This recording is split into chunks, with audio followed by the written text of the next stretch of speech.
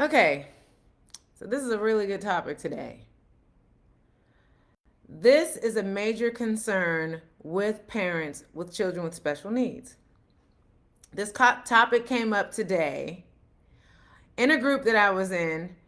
Can the police arrest my minor child? Actually, it wasn't in the group, it was a minor child, but I switched it to minor child because the answer to that question will surprise you. Okay? And every parent needs to know this. I love these topics that we're having. I love these discussions because I would rather you know than not know. And then you're trying to figure it out after the fact. So let me give you some information first before we dive in. All right? This is information that I got on Google. The youngest age for federal crimes is 11 years old. In some states, it's age 7. Some states have no minimum age for trying children as adults. I'm going to let that sink in. Okay? So this is the thing. If you have an 11-year-old, so this says the youngest age for federal crimes is 11 years old. Let me back up. Let me tell you what happened. I was in a group, and this parent of a child with special needs got violent with, I guess the dad. And this was not a minor child. This was a child that was over age 18. I think he was like 21 or 22. And kids are big. Like, my kids were bigger than me when they were 12. I'm 5'6". Okay? My kids they're big. Like Hassan, I have 2 boys. Those of you who know me, I have 2 boys. One is 25. He has autism. And the other one's 28. The 25-year-old is bigger than the 28-year-old. Right? And Hassan's like 5, he's almost 5'11". He's big. But anyway, in this particular situation, the son was, I think, like 22. And apparently, he was having a meltdown and he was violent, which a lot of our children with special needs, autism, ADHD, they get kind of excited, they get upset, they get violent. And I guess the dad tried to restrain him, and they couldn't control him. So they called 911 for help. The police came. The son ended up breaking the dad's collarbone, but they were trying to get help. Okay. And the police came and arrested the son. And the parents were like, no, we don't want him arrested. We just need your help. But the police restrained him and took him to jail. And the parents were like, no, don't take our child. We just, right. So they posted it in the group, and the group was, they were like, well, what do we do? How can the police do this? So the group was like going crazy. They're like, what? And they're upset. And the reason why I'm explaining this to you is because just because you're a parent doesn't mean your child is safe from the police getting involved. Okay? Even if your child is a minor, even if your child has special needs. Let's talk about it. Okay? So say you have an 11-year-old, because this says the youngest age for federal crimes is 11. Say you have an 11-year-old. And your 11-year-old boys are big. 11-year-old girl, wait a minute. Like, time out. Let me tell you. For those who know me, I'm a dancer, a professional dancer. And I was teaching dance class to middle school girls. 11-year-old girls are big. My 11 and 12-year-old girls were bigger than me.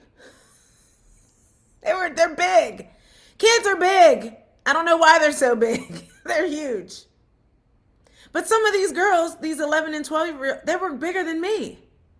Okay? If your 11-year-old hurts someone and the police gets involved, they could go to jail. Even if they have special needs. I want this to sink in. Can the police arrest my special needs child? Yes. And just because you're their parent, you say, no, don't arrest her. The police don't look at it that way. The police will look at it and say, wait a minute, did this child commit a crime? If this is the crime, they will. The youngest age for federal crimes is 11. Some states do not have a minimum age. Some states it's age 7. It doesn't matter if they have special needs. So this is what I want you to consider. If someone else can call the police on your child, I want you to consider that. So for instance, you take your 10-year-old to the water park. Say you're at the water park. You have your 10-year-old. Your kid could be autistic. And you get on the water, you go up the water slide, and you're standing there with your autistic child. And they have autism, so they don't, you know what I mean? You're still trying to teach them. You're trying to work with them to teach them right from wrong.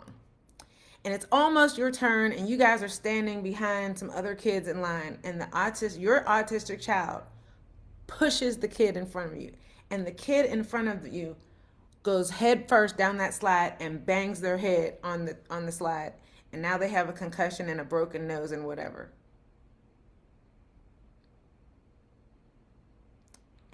And that parent decides to press charges. And you try to explain to the child, you know what, I'm so sorry. My son, my child, my daughter has autism. They didn't mean it.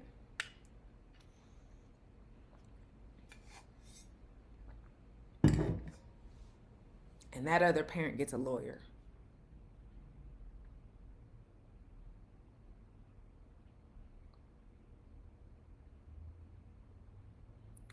Or they just call 911 at the park, and that parent is like, my child is bleeding, they need stitches. And the police shows up, and they're like, well, what happened?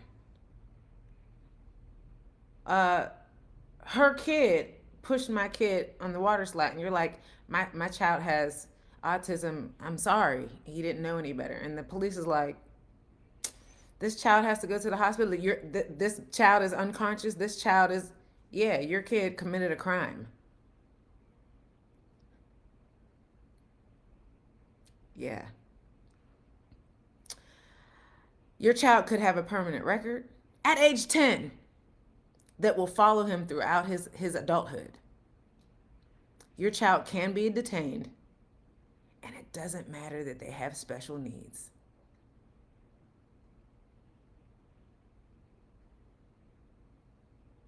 Yeah.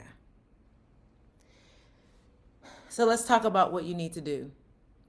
Because right now, this other parent that we talked about with a child that's age 22 is fighting to get their child out of jail.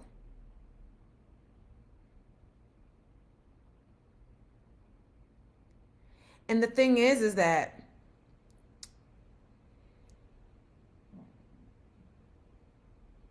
you don't know all the protocols it's easy to say, I mean, they're a minor child. It should be easy to be able to, it should be, depending on what state you're in, depending on what the laws are, it depends. Wouldn't it just be easier to avoid all this? Wouldn't it be? Because think about it. Many of you, maybe not all of you, but many of you, what I just told you, you didn't even know. Let me tell you what to do.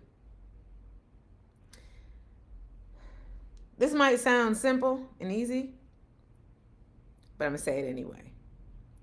Discipline starts at home. It starts at home. So the reason why I'm saying this is because for many of us with children with special needs, it's hard to discipline our children. And that's simply because a lot of times we feel like it's hard to teach them. They have so many limitations. A lot of times it's just so difficult to teach them all the things, right? But it's possible.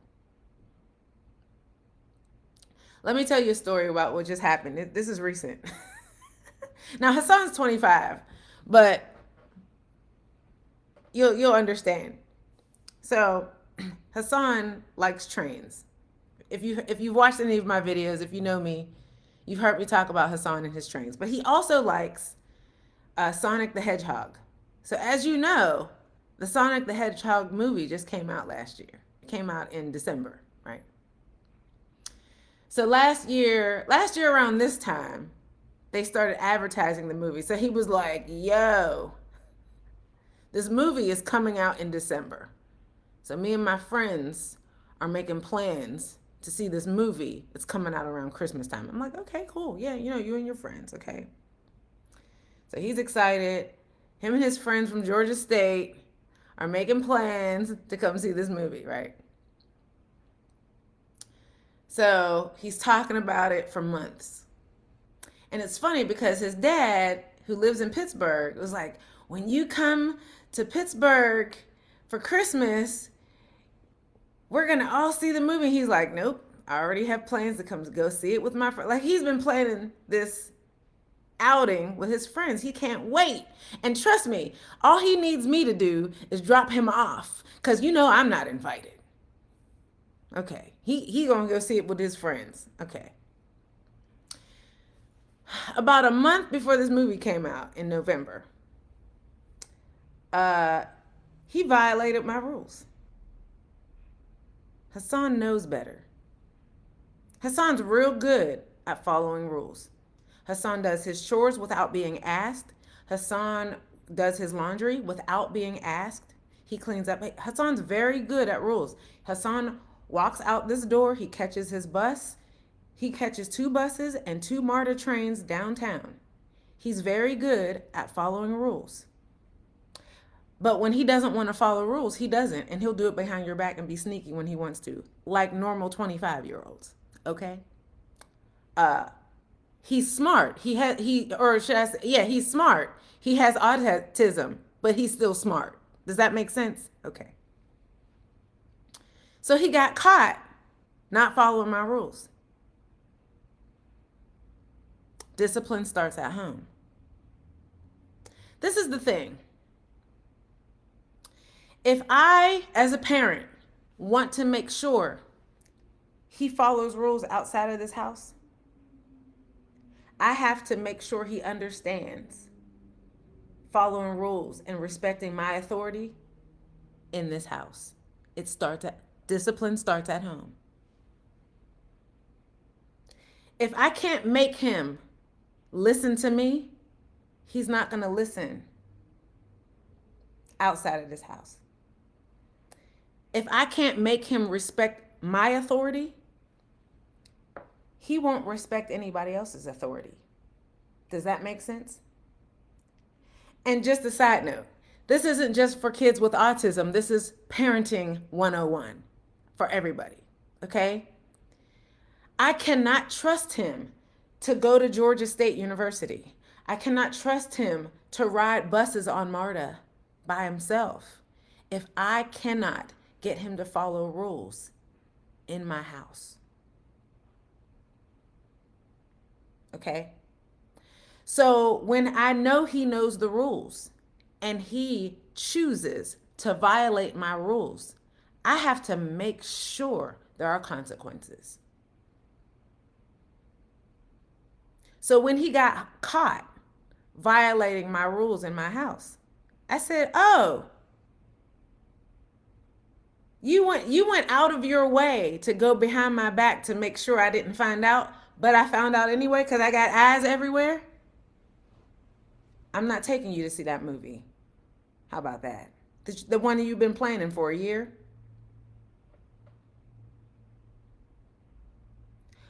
But mom, nothing.